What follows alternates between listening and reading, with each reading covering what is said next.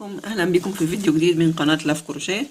النهارده هنعمل مع بعض اللكلوك ده او الشوز زي ما انتوا بتحبوا تسموه. وهو كده اهو بالطريقه دي مفتوح من هنا.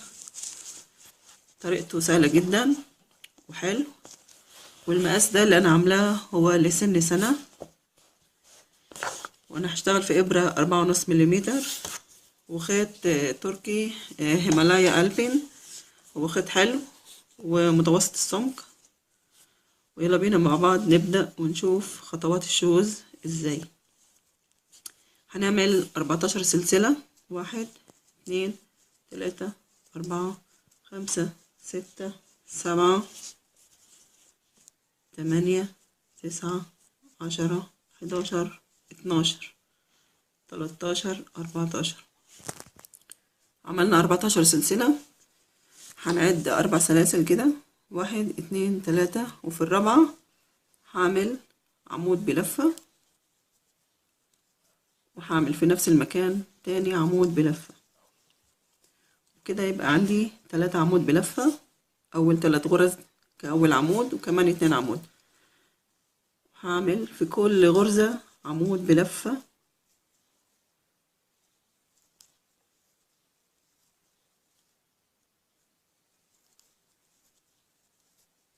لغاية ما اوصل لنهاية السطر. هرجع لكم تاني. من بعد ما وصلت لنهاية السطر في الغرزة الأخيرة دي هنا هعمل 6 عمود بلفة اهو زي ما هو موضح عندكم.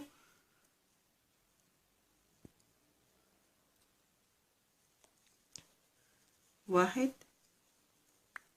2 3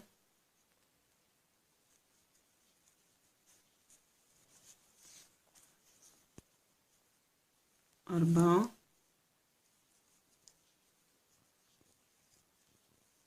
5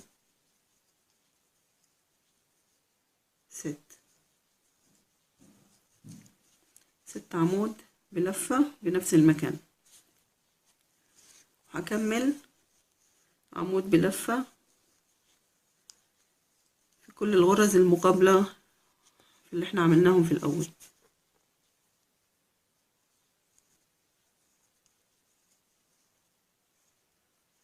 أنا هكمل الشغل وهرجع لكم تاني. أنا وصلت لنهاية السطر. هكمل كمان 3 عمود بلفة في نفس المكان اللي بدأنا فيه عشان يبقى عندي 6 غرز زي النهاية اللي هنا. 1 2 3. هقفل بمنزلقة بأول 3 غرز ارتفعت بيهم كده بالشكل ده. دلوقتي هرتفع 3 سلسلة السطر التاني، وفي نفس المكان هعمل غرزة عمود بلفة. هيبقى عندي 2 عمود بلفة في نفس المكان، والغرزة اللي بعديها برضو 2 عمود بلفة في نفس المكان، والتالتة برضو 2 عمود بلفة في نفس المكان. كده بقى عندي 6 غرز، وانا هكملهم لما اوصل للنهاية في ال3 غرز اللي فاضلين هنا. هكمل عادي عمود فوق كل عمود لغاية ما اوصل ال6 غرز اللي انا زودتهم هنا في اخر سلسلة.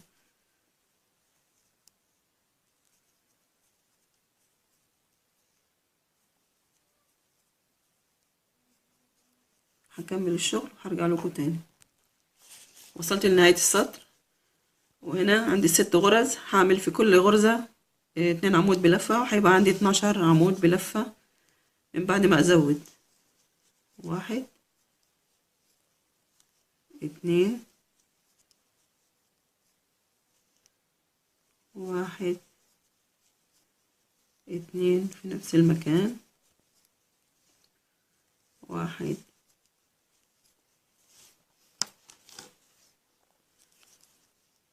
2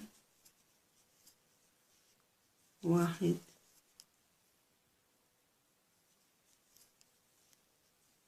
2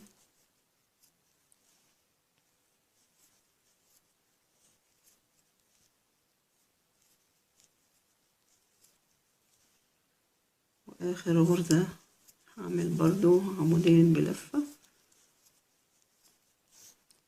كده، هيبقى عندي الناتج 2 4 6 8 10 12 عمود بلفة. دلوقتي هكمل عادي عمود بلفة فوق كل عمود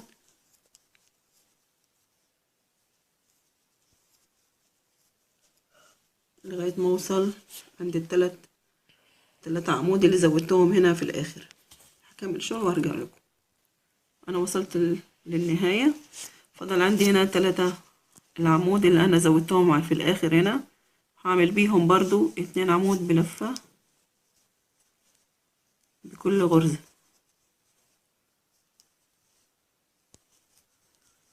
1 2 1 2 هقفل بمنزلقة. انا هنا من بعد ما قفلت السطر التاني وانا هكتفي كده في القاعدة وكده. لو انا قست هيطلع عندي 12 سنتي ونص، وده كفاية لسن سنة بالشكل ده. دلوقتي هعمل غرزة العمود الخلفي. هرتفع 3 سلسلة، هدخل الإبرة من هنا بين العمود كده وبالعمود التاني كده زي ما انتم شايفين. هسحب الإبرة كده بالشكل ده، هكمل عمود عادي كده. هدخل الإبرة هنا بين العمود هنا، هدخلها تاني بالعمود التاني كده بين العواميد يعني. هسحب الإبرة، هعمل عمود بلفة عادي تاني،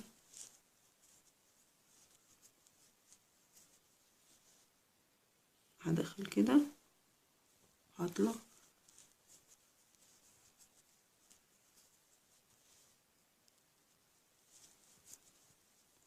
انا عملته بلون تاني بس عشان يكون التصوير اوضح، لانه الابيض انا جربت في التصوير ما طلعش واضح، فعشان كده عملته في اللون الاحمر.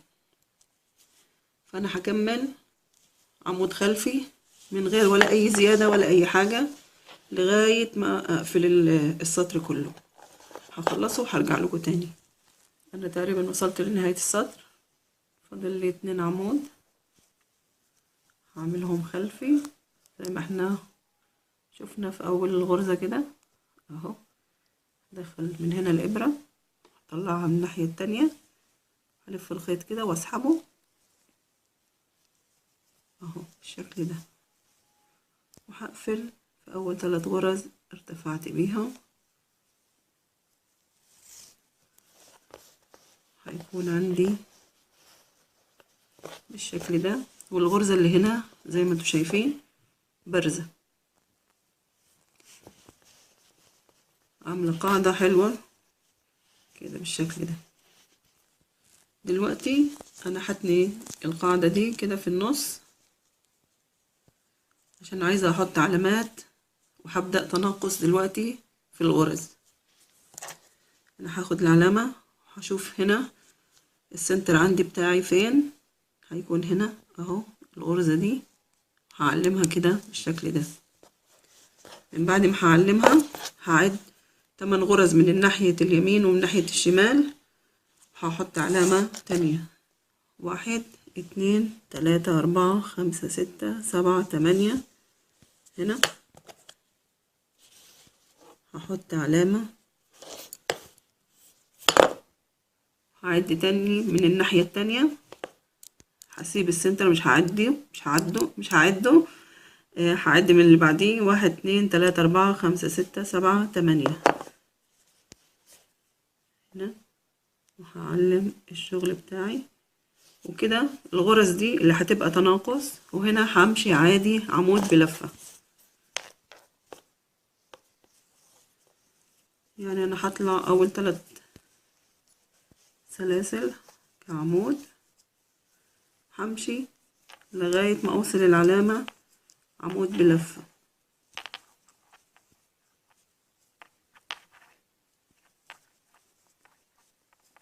كده لغاية ما اوصل هنا. اكمل شغل وارجع لكم. انا وصلت هنا لغاية العلامة. هاخد كل غرزتين مع بعض، هعمل تناقص كده بالشكل ده، وبرضو هاخد هنا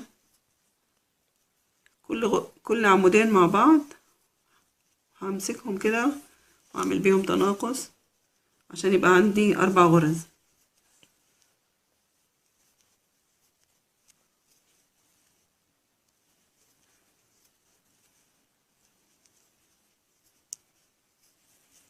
بالشكل ده. لما بوصل للسنتر بعمل عمود عادي واحد، يعني عمود واحد، هرجع احط العلامة بتاعتي، هرجع اعمل تناقص تاني من الناحية التانية، كل 2 عمود مع بعض.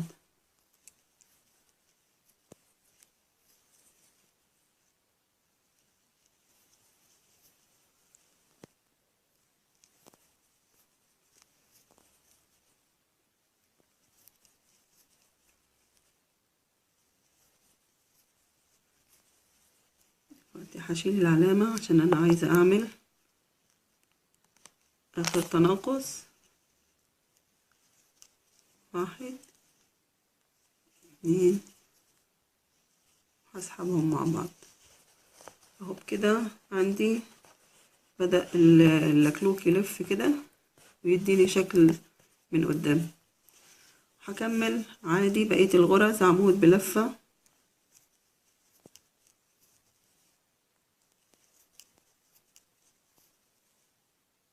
لنهاية السطر. هكمل وهرجع لكم تاني. هقفل السطر كده وبقى عندي بالشكل ده. دلوقتي هاخد تاني العلامتين، ومن السنتر هنا في النص هعد 6 غرز. السطر ده كان 8، السطر ده اللي بعديه هعد 6 غرز، 1 2 3 4 5 6.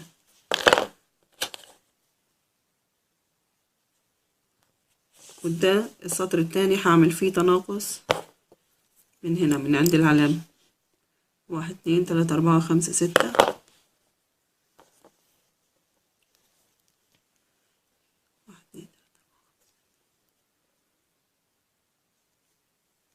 كده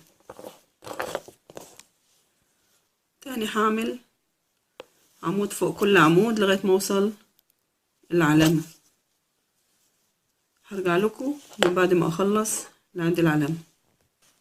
من بعد ما عملت عمود فوق كل عمود وصلت للعلامة، هرجع اعمل تناقص تاني. دلوقتي خلاص هشيل العلامة خالص، مش عايزاها.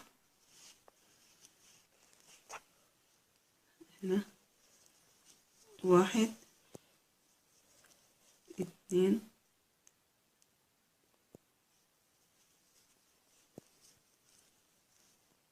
وتاني هاخد كل 2 عمود مع بعض، هيبقى عندي 3 عمود بالاخر. وهنا 1 2، والسنتر برضو هشيل العلامة، هعمل عمود عادي،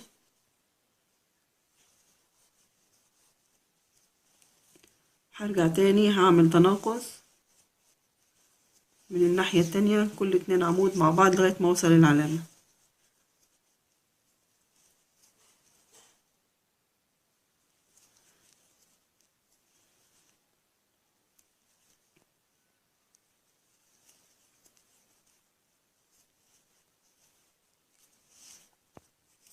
اخر حاجة اهو 1، وعند العلامة اهو هشيلها،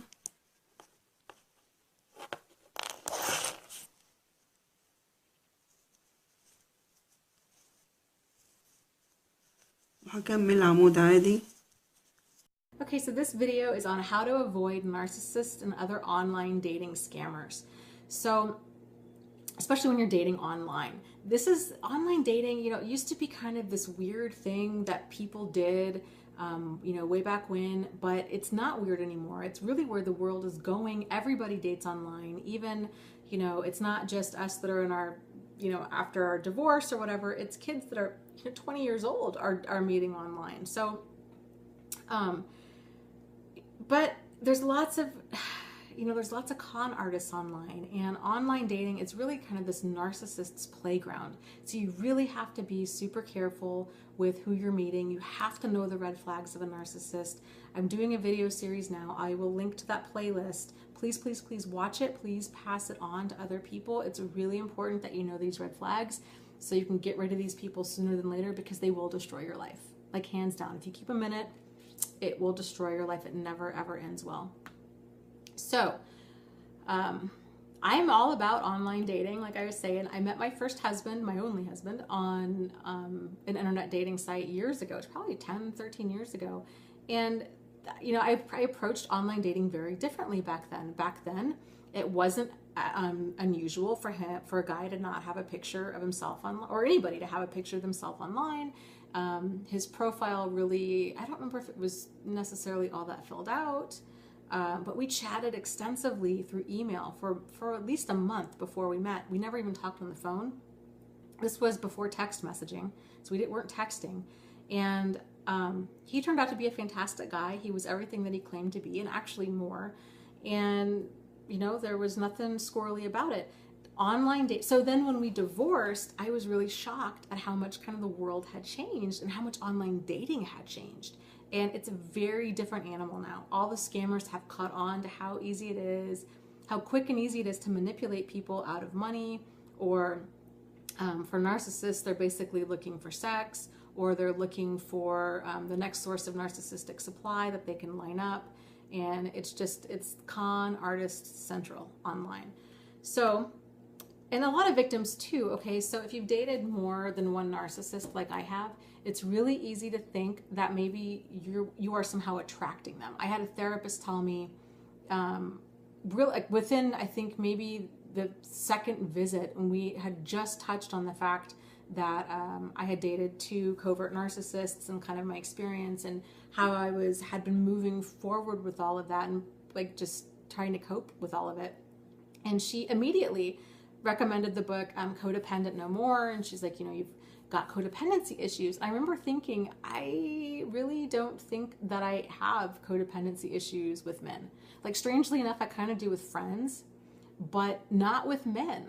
I don't have, like, my standards are really high, my boundaries are really good. If a guy, you know, cusses at me, or lays a hand on me the wrong way, or cheats on me, or is that I catch him in lies, he's gone. And it's always been like that for me. So I was really, it kind of like made me panic, because I'm like, oh my God, am I codependent? I just don't know it. And so I read this book, The Codependent No More, which, if you are codependent, I highly recommend the book. It's a good book. But the whole time I thought, this is not me. Like, this does not apply to me. So why do I keep dating these narcissists? Why did I date 2 covert narcissists almost back to back in like a 5-year period of time? And I did a lot of soul searching about it, and I think really the reasons why was because I didn't know what red flags to watch out for, and I glossed over the ones that I was seeing because they weren't so obvious, right? It wasn't outright cheating, it wasn't outright lying, it wasn't them being you know, possessive or controlling or an asshole. It wasn't any of that. So I just kind of thought, well, nobody's perfect, and this guy is so great in so many other ways, and you know, maybe he's not so together, and you know, he seems to really want to move fast, but I found that flattering. I didn't know what red flags to watch out for. So that's really why I started this whole website and these YouTube videos and everything. Is my goal is to help other people to not go through what I went through, because I tell you, it about did me in. I mean, after the second one, it was bad. It was this huge emotional fallout in my life, but I bounced back, and I'm here, and I absolutely love the fact that I can share my story and hopefully help somebody else. To me, that's time well spent. So, okay. So there are Oh, so let me go back to the whole, okay, so victims think that they are attracting narcissists. I don't think that it works that way. Okay? I don't think that narcissists can somehow like sniff out codependent people. Now, yes, there are certain, the way a person dresses, the way they act, there's certain behaviors that they can pick up on to tell if you're codependent, but it's not necessarily that they're only attracted to codependency. They are attracted to vulnerabilities. That's how con artists work, okay? So, and the reality is, because we're all human, we all have vulnerabilities, and we will until the day we die. That's just part of being human. There's a whole range of vulnerabilities. You could be freshly divorced. That makes you vulnerable. You could be overweight. You could be really underweight.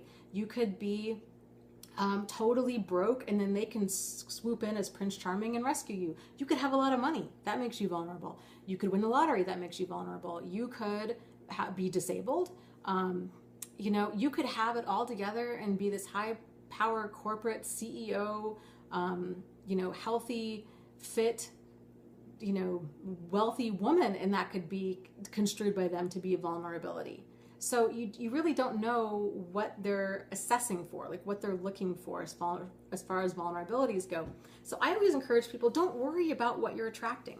Like, don't worry about that. I attract, like everybody else, you attract the wide range of people, right? I attract guys that are really skeezy and gross to guys that are super amazing, to guys that are somewhere in the middle, So it's not about who you attract, it's really about who you keep in your life. And that's what I'm more concerned about, is it's up to you. A narcissist can only stay in your life if you let them, right?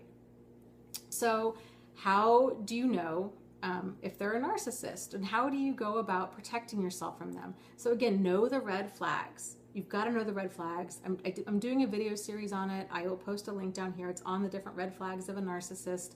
There's going to be at least probably about 50 in all. And this is a compilation of both my personal experience and my professional experience, and just kind of talking to other people over time and listening to the red flags that they missed. So it's going to be a really comprehensive video series. Highly recommend it. So know the red flags. Once you know the red flags, number 2, you've got to go slowly and you've got to see if those red flags are surfacing. The good news is with sketchy people is they have sketchy behavior. Okay, so yay, there you can tell a narcissist from a normal person, but you have to give it time. And it might take 2 or 3 weeks to see enough of the red flags to get you to think, yeah, that's really a red flag. Especially if you have a history of dating or having relationships with narcissists. Odds are you're probably pretty hypersensitive. You probably don't really trust your judgment, especially if you've dated these people before in the past. That's totally how I was. I really thought, like, nope, obviously my picker is broken. Like, I do not know how to go about, obviously, like telling a nice guy from a narcissist. So, but really, hindsight being what it is, there were a lot of red flags there. I just didn't know that being Prince Charming and being complimentary and wanting to spend all their time with me and wanting to rushing intimacy and wanting to move in together, that those were all major red flags. So now that I know that those are red flags, that's a huge red flag, right? My spidey sense goes off if I'm dating a guy and those flags start to surface. I have dated since those 2 covert narcissists, and you're online, like you're meeting and chatting and dating and, going out with or whatever, lots and lots of people. And so you're bound to come across more narcissists. Again, don't panic. It's not about who, you're not attracting them. They're just out there. And roughly, anywhere from like 1 to 10, 1 in 15 people are a narcissist. You're going to come across these people. So don't panic. It's not you. Don't let it really rattle you like it did me. Just see the red flags and then get them out of your life. So number 3, focus on being choosy and not on being chosen. A lot of women, especially, I think, we see a guy and we really want him to pick us.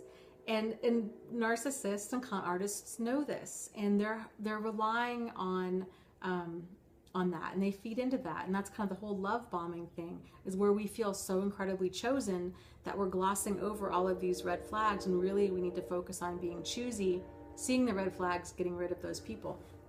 Number 4, have high standards of behavior for the people that you allow in your life.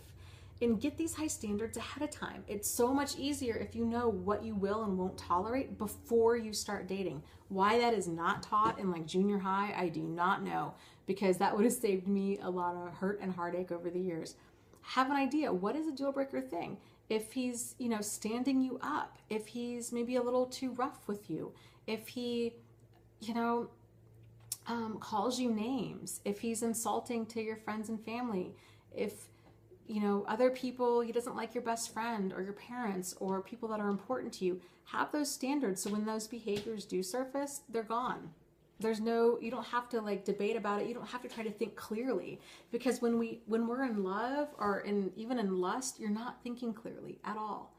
And that's why you're tolerating all of this nonsense behaviors, because you don't have an idea ahead of time of what's a deal breaker. So get crystal clear with that.